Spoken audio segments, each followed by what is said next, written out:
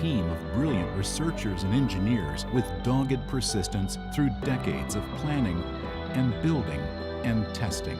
A race against time just to get to the launch pad. Exploring the outer solar system, because it's so far, takes a lot of time. It requires a lot of patience, a lot of dedication, a lot of perseverance. But it's the frontier. Assuming all goes well at Pluto, NASA may choose to extend the adventure further out into the Kuiper Belt, the solar system's mysterious third zone. This is maybe the one chance in my lifetime that we're going to get a spacecraft out there and look up close at one of these Kuiper Belt objects. December 6, 2014. We have a phenomenal wake-up with the New Horizons spacecraft. New Horizons wakes up for the last time from hibernation. New Horizons is speeding towards Pluto at a phenomenal rate, and we can't wait for it to get there. January 27, 2015, 6 months of approach science begins. July 14, 2015, New Horizons' long journey, 3 billion miles, 9 years in flight, and 85 years of speculation about Pluto climaxes in one day of close approach and flyby. You know, we're rounding third base and we're headed home. The dream, the adventure, the promise of discovery. That's what makes 2015 the year of Pluto.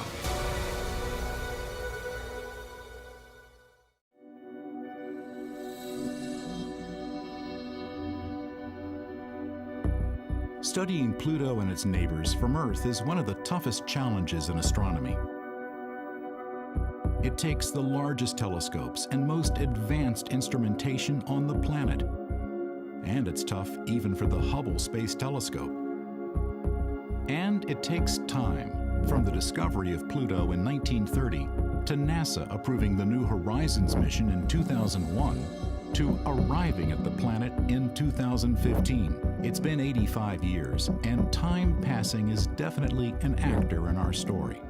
But it's the combination of human skill, cutting-edge image processing, and sheer bloody-minded persistence that has resulted in the most important discoveries. And that's a tale as true today as back in 1930, when Pluto was first found by Clyde Tombaugh. In 2011, at the SETI Institute near San Francisco, Mark Showalter used Hubble data to discover 2 new moons around Pluto, although he was actually looking for possible rings. Showalter has found rings associated with small moons around other planets. And that was kind of the motivation for checking out Pluto. It's got 2 little satellites. Satellites raise clouds of dust. Let's see what might be there. It's easy to take artistic license to show what Pluto's rings might look like. In reality, it's incredibly hard to see faint objects against the dense background star field and the glare from Pluto and its large moon, Charon. We came up with this trick where you take the images and then you rotate the camera 90 degrees, you take more images, and if you do that all just right, you can do this thing where all that glare cancels out, and what we're left with is just the rings. We can think of it as a stack of images. Think of it as like a cube looking down. So let's turn it on its side. So now if we start peeling off the layers and looking downward through the stack, things suddenly become much, much cleaner. For example, Hydra and Nix show up very, very cleanly. But the thing that immediately caught my eye was this little dot right there. It's not a perfectly sharp hot pixel like over here, and that's what made it pretty convincing to me that we had seen a very small moon of Pluto that nobody had seen before. To be sure you've detected a real moon or planet, you have to show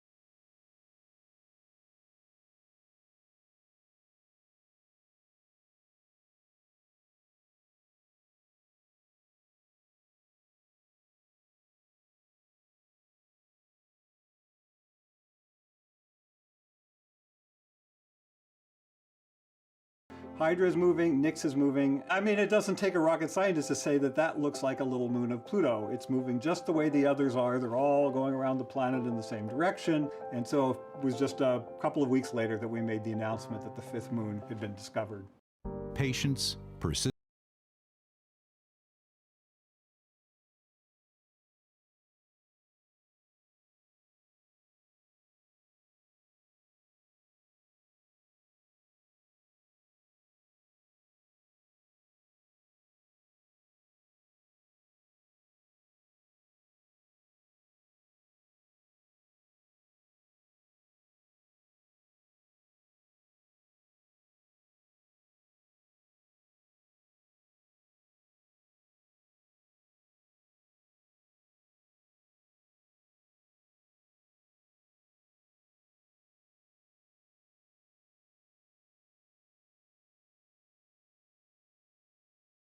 tedious, painstaking work. But on plates taken on January 23rd and 29th and analyzed in February, he saw a small dot that did move against the fixed stars.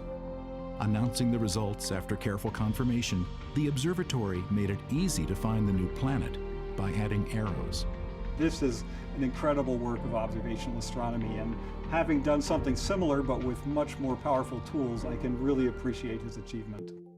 For decades, Pluto remained, more or less, a point of light. But in the mid-70s, Dale Cruikshank and colleagues attached cameras with infrared filters to a telescope at Kitt Peak. Detectors or sensors had been improved, and larger telescopes had become available.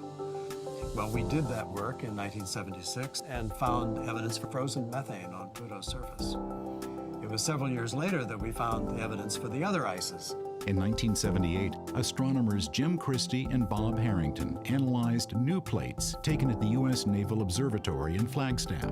Christie noted an elongation to the north of Pluto. 1 month later, the bump had disappeared. From this and other evidence, they concluded that Pluto, like Earth, had a moon, Charon. From eclipses between Pluto and Charon occurring in the 1980s, astronomers calculated that the moon was almost half the size of its parent body, so large that both objects spin around their mutual center of gravity, outside Pluto. Pluto and Charon were the first double dwarf planet combo discovered in our solar system. Using the basic physics of their orbits and the distance between them, astronomers could calculate their mass and size. Pluto was a little smaller than Earth's moon, about 1,500 miles in diameter, and had only 1/10 its mass. Between 1985 and 1990, astronomers were in luck. As Pluto and Charon orbited their mutual center of gravity, each passed in turn in front of the other. The so-called mutual events allowed astronomers like Mark Buoy to capture the changing patterns of light. Patiently, Buoy created a map of Pluto. Pluto turned out to have one of the two most contrasty surfaces in the entire solar system.